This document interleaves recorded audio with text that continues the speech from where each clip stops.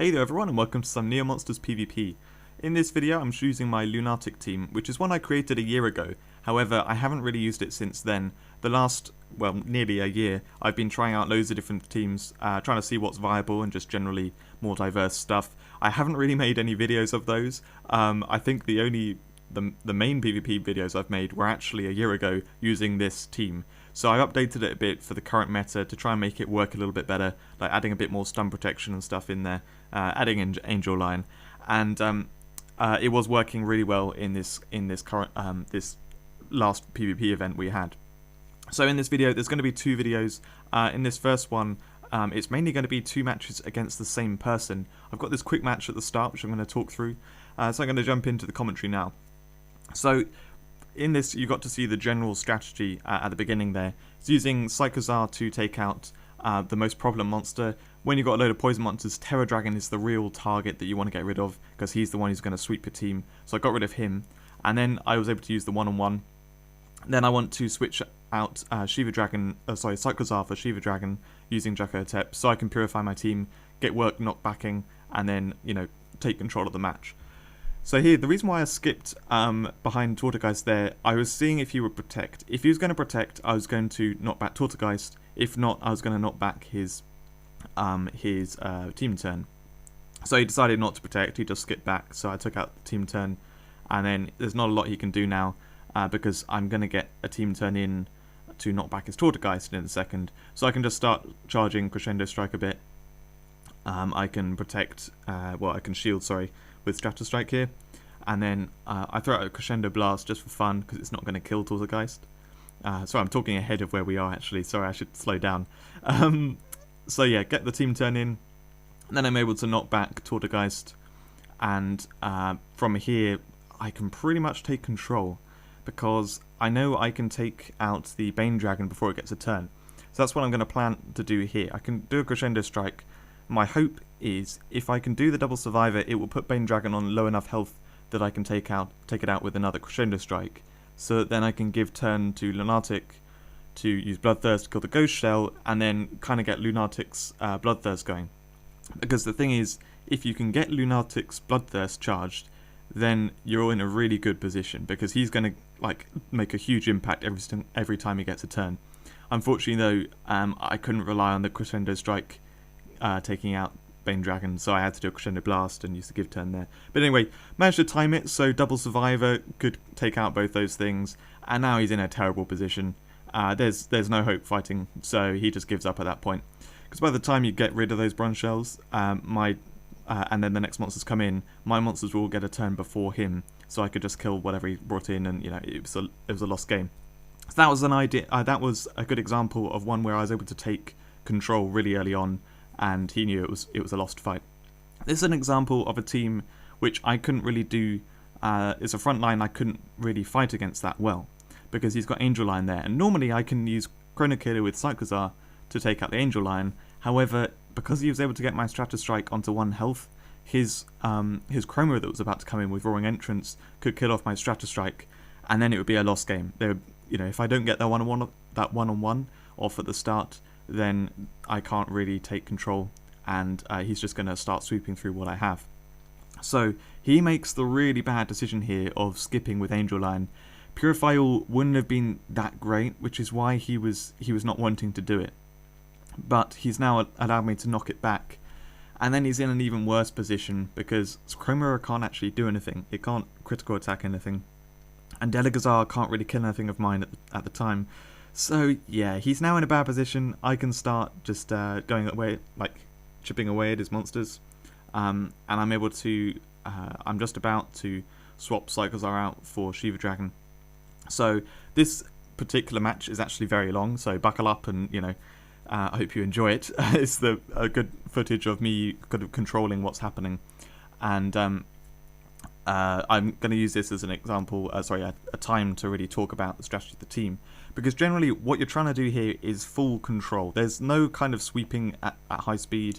I'm not trying to get rid of his monsters quickly at all. What I'm trying to do is keep his team in a position where none of the monsters can actually do anything. So at most I want one of the monsters on his team to be one which can actually kills something of mine, and I will have it planned, hopefully with the monsters I have out, that I can kill it before it even gets a turn.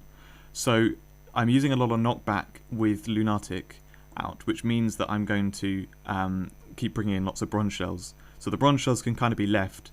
However, the monsters that come in, I've got to control what's coming in and make sure, if it's a problem one, I can kill it before it gets a turn. There are certain things which this really counters well. Like, it's surprising how many monsters get countered by knockback. You can see Angelion there. I've knocked him back. I felt like that was about the right time. They're not going to wake up for a little while, but I say a little while. They're about to wake up, really.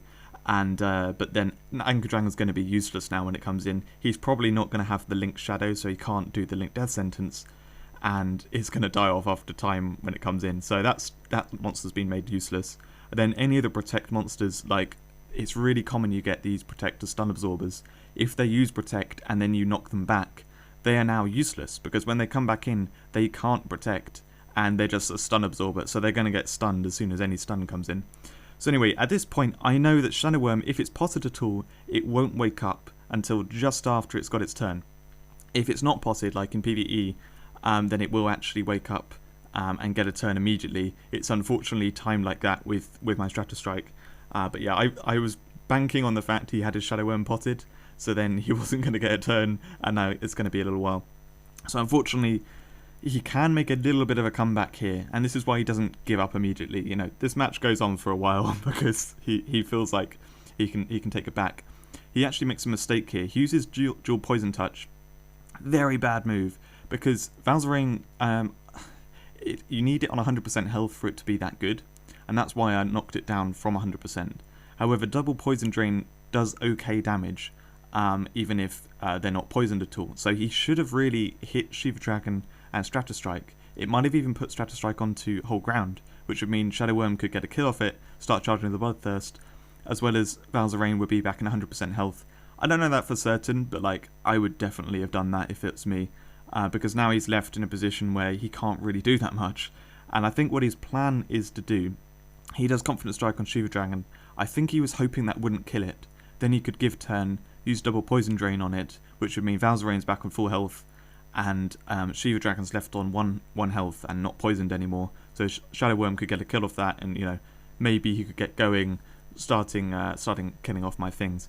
But he made the mistake there with dual Poison Touch, and I think that was really what put him in a bad position there. So, not particularly sure why I knocked back Shadowwyrm. I think it's because I wanted Valzareign on the field, or something like that. But anyway, at this point, the Bronze Shell in position 1 is about to get a turn, it's about to kill itself off. I may as well kill it myself and charge Lunartic's Bloodthirst a bit. So that's what I was doing there. At this point, if I was clever, I should have hit Valzareign, but I felt like I would win anyway, so I just decided to kill them. I just decided to do Assisted Nova, which I think is another reason why he doesn't give up. But anyway, I get my team turn in, do a bit of knockback, and unfortunately, Oakthulu's got whole ground. I kind of need to get rid of Valzareign. So, I'm not really sure what I do here, actually. I think I choose to kill Valzareign because I have some stun coming. So my plan is to make him weak to stun. That's the general thing. I think I look at my team in a second. But yeah, I know that some stun's coming, so I'm like, okay, I'm going to get rid of Freeze Cobra. And I know that the Bronze Shell can be stunned, Oakthulu can be stunned, and yeah, slight spoiler for the game ahead. So my plan here is that Oakthulu is going to use double repulse, because that's just the go-to move at the beginning. And in using double repulse, my Malwing, he can't see it yet, but it's going to come in and stun the team. So as long as I can get rid of the other stuff, so here I get rid of Valzareign, so the next monster to get a turn is Oakthulu, and you can see both those Bronze Shells are about to get a turn, but they're about to be stunned. So yeah, that was the kind of general plan there, and it was pulling back from my big mistake, really. I shouldn't have used Assisted Nova with Angelion. It messed me up. But I have still kind of kept control. And he hasn't got rid of Lunartic. So yeah, top tip to anyone who meets me in PvP when I'm using this team. If you kill Lunartic right at the beginning or early on, you should be okay, because the rest of the team is kind of standard fine. But if you leave Lunartic alive, then it's going to slow down your field too much that like you just can't face like a well-built team like mine. So anyway, at this point, it's hard to know what to do, because annoyingly Mechaviathan is out of fast strike range. So I just skip. Okay, fair enough. I'm trying to use. What I should have done is I should have done a stun killer on Mechaviathan first, and then done Bloodthirst. I was trying to get a second kill on it, and then to line up the fast strike, or I can't even remember what it was now. But anyway, yeah. So I'm gonna have to get the kill with Tygoron now, using stun killer on Mechaviathan and killing it now. But yeah, I really should have done that first, so I could get the Bloodthirst kill on Lunartic. And thankfully, I know that 60 seconds is like a little bit faster than a Tygoron will get a turn, I believe. So I knew I was going to get a turn first, and then I can kill off that Tygoron of his. Oh, I forgot to mention as well, Oakthulu got put to sleep, didn't it? With Malwing coming in. That was actually not optimal, because if a bronze shell goes to sleep, it's actually really, really good, because you can just leave that bronze shell alone for like, the 300 seconds, and then even after it wakes up, it's not suddenly a problem. Because that's something which I really hate about sleep, is if you leave the thing alone because it's asleep, then at some point, which you can't necessarily like know when that point's going to be, it wakes up and suddenly it's a problem. But with a bronze shell, it's not a problem, because when it wakes up, it's only going to try and kill itself off. So here what I did, I gave turn to Tygoron because I knew I could then dual give turn here. I can Bloodlust on the Penguinator, and now I've finally got the second kill with Lunartic, so it's got its Bloodthirst charged. Annoyingly, it's got a Zeuswyrm next, and it's like there's a 1 in 4 chance it will come in and be able to and stun my Lunartic. But to be honest, I don't really want to face it. And then, oh yeah, I find out I can't even do knockback, so I'll just do knockback next. Because unfortunately, Jackalhotep did get nerfed. When I originally made this team, bronze shells were slower. They had 100 seconds on their life lip, and Jackalhotep could knock back random infinitely. It was honestly so overpowered. People were moaning about Motordragon at the time, but like this team was better than Motordragon because it just, unless you had a one-on-one counter in your front line, you just lost. That was pretty much it. I think what's his name, Loki's team at the time could beat me. It depended on how things lined up and what decisions he made. I think he learned kind of how to face me a bit.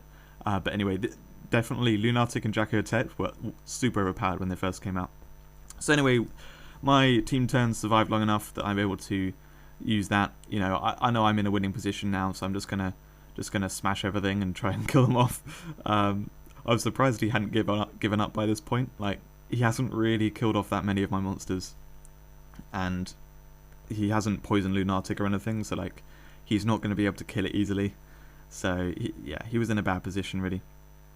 But he's still deciding to fight it out. Keep going a little bit longer. I was about to say, I'm surprised he put Zeuswyrm and that Protector by each other, but of course they weren't, because I knocked stuff back. And that's another reason why knockback's awesome. Both the knockback and knockback random, you can use the two quite carefully sometimes. Sometimes you get the choice of whether you're going to put something to the back of their team or to a random place. If you can knock back random bronze shells, it's actually really good. I like doing that a lot. And then I sometimes put things to the back that like won't be any good at the back. I think there was one match this last PvP, I had to knock back Terror Dragon and Bane Dragon to the end, and I was like, oh, I've literally set them up for that combo, but I couldn't really do anything else. So this next match starts in a very similar way, of course. He does exactly the same thing, but Shadow Worms await this time rather than Delugazar, which and this time he knows as well to do Purify All. he knew last time that was just not a good plan for him, so he had to do it first thing this time. So I think I'm going to take out his Angelion in a second. That's my general thought as I'm looking at this now. And annoyingly, I can't knock back, because if I knock back, then his Zeuswyrm's going to come in, and it's going to be able to time strike double. So I've got to do that. Thankfully, I get lucky. It was a 50-50 chance there. The stun hit one of my stun immune monsters. Annoyingly, I still can't knock back because he's got both Delugazar's Time Strike and Zeuswyrm's Time Strike double. Plus, he's going to get that team turn lined up. So, yeah, I really can't do a lot right now. This is where the Purify All was a lot better choice. Even though it wasn't the perfect position he wanted to be in, he's definitely got a lot more to play with right now. And it's going to take me a little bit of time to try and get rid of the monsters, which are a problem in getting with enough bronze shells. So I don't know why he decided to exit plan there. If I were him, I would have done a stun bomb curse and tried to just force me to line up a time strike double, because I was able to immediately chrono killer his team turn, which was definitely a bad choice. But anyway, that was his decision to make. So now what I've got is not too much of a problem. If I skip, which I may do now, and then I can make sure that my team turn's going to get a turn. Okay, I decided to gamble, and I just, thankfully, my team turn's a little bit faster than the Valzareign. I wouldn't know that for certain. I think I took it as a gamble, or like, yeah, I'm definitely not going to admit and say like, oh yeah, I knew that the team turn was going to get a turn first, because look at us now, I didn't know that. But anyway, I decided to gamble it, and I got the team turn coming in before his Valzareign, so you can't stop it. He's probably going to Bloodthirst my Cyclozar. That would be the clever decision. But, oh, it didn't get it. Didn't kill me. Unfortunate. So now you can see I've really taken control, because he's got those bronze shells in there. Yeah, they're going to be killing themselves off soon, but I can get rid of his Valzareign, then put off a team turn. I've got a load of knockback lined up, so right now I can, make sure, I can almost decide which monsters he's going to have in there. I think I am going to, I'm going to try and get rid of that auto protect. It's a bit annoying to knock back, not being able to choose which things I knock back. So yeah, I'm going to knock back that bronze shell because it's about to kill itself off, and so I'd rather have a random bronze shell in their team that's going to take a while before its first turn, where it can kill itself off. Thinking ahead and trying to put that stuff in their team to mess it up is really good, and it's one of the good things that Lunartic can do. So at this point, I've got to knock back Freeze Cobra really. So he's got the double repulse coming, which unfortunately I don't think Malwing is going to come in. I think it's Angelion and Tygoron are the two monsters that are going to come in. So there's not going to be any stun on him.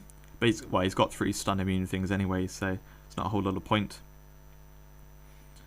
Or in fact, he'll probably do dual poison siphon. If he remembers my team, he should do that rather than bringing in the stun thing, the Malwing. But anyway, even though he's got 4 monsters out, you can see he's not in the perfect position here, because there's not a whole lot of, I'm going to get turns with my monsters soon. I say as he does the double repulse, but he hasn't really taken back control, even though he's got those monsters on the field. So thankfully Mechaviathan's asleep. Mechaviathan can't even be poisoned, so it can't wake up like that. Not that he has a Bane Dragon. But anyway, you can do Link Death Sentence. Cool. I'm probably going to use Blowback on that, just because, then it's a useless monster. And that's what this team's all about. So I charge that, it's going to get a turn immediately, and then, roll Blood Fury. This poor Zeuswyrm didn't do anything. He definitely shouldn't have exit planned earlier on. That was a bad move. So now I'm going to blow back Dragon, I bet. I think I was just checking what was asleep, because it's not the clearest that Mechaviathan was asleep. Oh, I didn't do it. Okay, in that case I'm going to have to kill the Dragon. Or not. Okay, I don't know what I was thinking there. I was certain I was going to use blowback on it. Oh well. So now he's going to stun his team. But he's brought in my Delugazar, and I can kill his team turn with that. I'm trying to think, because I hate using a give turn if something's just about to get a turn anyway, but unfortunately I had to do that.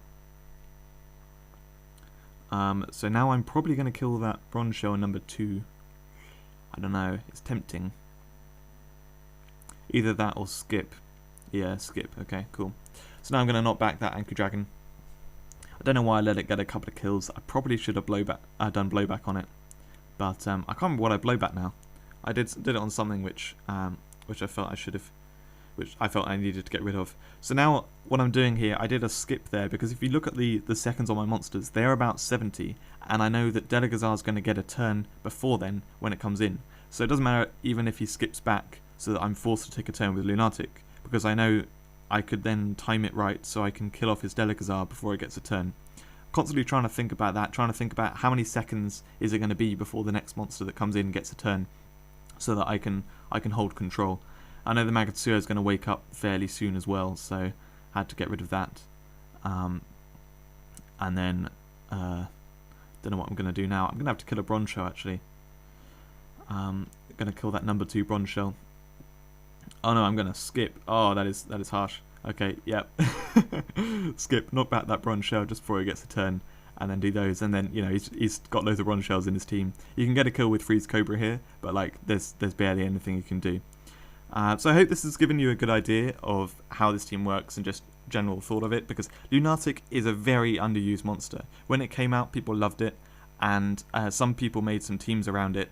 I don't know if anyone went all out and made a team completely focused on it, like my one is, but it is hard to do. Lunartic really works well alongside sweepers. If you can keep killing off their team, like, you know, fast enough, then it means you can make the most of those bronze shells, because you can kill off their problem monsters, so they're left with monsters that can't do much and bronze shells. And if you can leave them with just those two things, they're not really going to be able to do anything. You also need a real setup for it, because Lunartic is a very slow monster. So trying to use it in your front line and expecting to get that knockback is just not going to happen. If you give people a chance, they're going to get rid of Lunartic when it's in your front line. So I found that the one-on-one using Jackalhotep, who Jackalhotep actually fits in with the whole Lunartic strategy. Jackalhotep then allows you to do the Purify and then start doing some knockbacks. So anyway, that was these two matches. I hope you enjoyed it. I've got another video coming, which is going to be a few more matches using this team, again against some monsters against some enemy teams which kind of counter my front line. So like, I'm not having to play in the general way which I try to do each match. I have to play slightly differently to try and take control over time. So thanks very much for watching. I hope you enjoyed it, and I'll see you in the next one.